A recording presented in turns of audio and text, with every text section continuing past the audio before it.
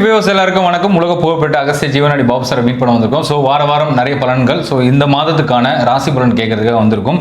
So 12 ராசிக்கு எப்படி இருக்க போது, இந்த ஏப்ரல் மாதம் என்ன மாதிரியான பலன்கள் காத்துக்கிட்டு இருக்கு, என்ன மாதிரியான ராசிக்கு எப்படி அதிர்ஷ்ட மழைகள் இருக்கு, அதுக்கப்புறம் யாருக்கெல்லாம் வேலை, கல்யாணம், இந்த மாதிரி நிறைய விஷயங்கள் ஐயா சொல்றது காத்துக்கிட்டு இருக்காரு. ஸோ இன்னைக்கு கேட்டு தெரிஞ்சுக்க போறோம். சார் வணக்கம். சார் வணக்கம் மெட்ரோபிப் நேயர்களும் கோடான கொடியர்களுக்கும் இன்னைக்கு அகஸ்தியர் என்ன சொல்றாரு பார்ப்போம்.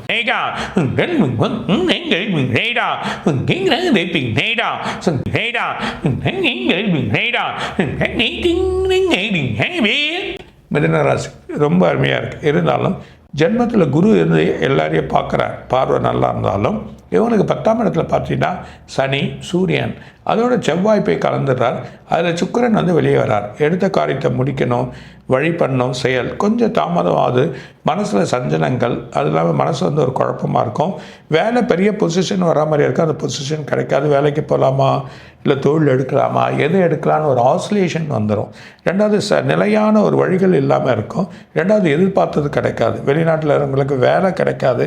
வேலை இங்கேருந்து போயிருப்பாங்க, எல்லாமே கிடைக்க விசாலாம், வேலை அங்கே இருக்காது. அந்த வேலை ஒரு பொசிஷன் ஸ்டாப் ஆகி ஒரு தடையாக இருக்கும். அந்த தடை அடுத்த மாதத்துலேருந்து நீங்கிடும். அதே அந்த செவ்வாய் மாறுறப்ப தான் இவங்களுக்கு பலத்தை கொடுக்குறது. ஏன்னா 10ஆம் இடத்துல இந்த கிரகங்கள் உட்கார்ந்துருக்கிறதுனால குரு ஜென்மத்திலேருந்து பார்த்து பார்வைனால கொஞ்சம் குறைஞ்சாலும் சஞ்சலங்கள் ஏற்படும்.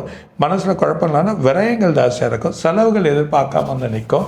அதுக்கான வழிமுறைகள் மாறுறதுக்கான வாய்ப்புகள் இருக்குது. அதே நேரத்தில் இவங்க வந்து சிவ வழிபாடு பண்ணுறது நல்லது, சிவன் கோயில் போகிறது நல்லது. அது இல்லாமல் இவங்களுக்கு வந்து ரத்தத்தில் இம்யூன் குறையும், காப் சம்மந்தப்பட்டது வரலாம், இடுப்பு வலி வரலாம். வயிறு ரொம்ப கேர்ஃபுல்லாக பார்த்துக்கணும்.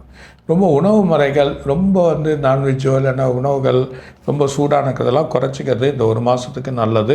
இல்லைன்னா வயிறில் ப்ராப்ளங்கள் ஏற்பட்டு சில குழப்பத்தை ஏற்படுத்தக்கூடிய நிலைமை இருக்குது. பொறுமையாக போகிறது தான் நல்லது. அது பர்டிகுலராக மிருகசீரிஷ நட்சத்திரம் உங்களுக்கு இருக்கக்கூடிய திருவாதிரை நட்சத்திரம், புனர்பூச நட்சத்திரம், இது 3மே ரொம்ப கேர்ஃபுல்லாக இருக்கிறது தான் நல்லது அப்படின்றத சொன்னேன். Super sir.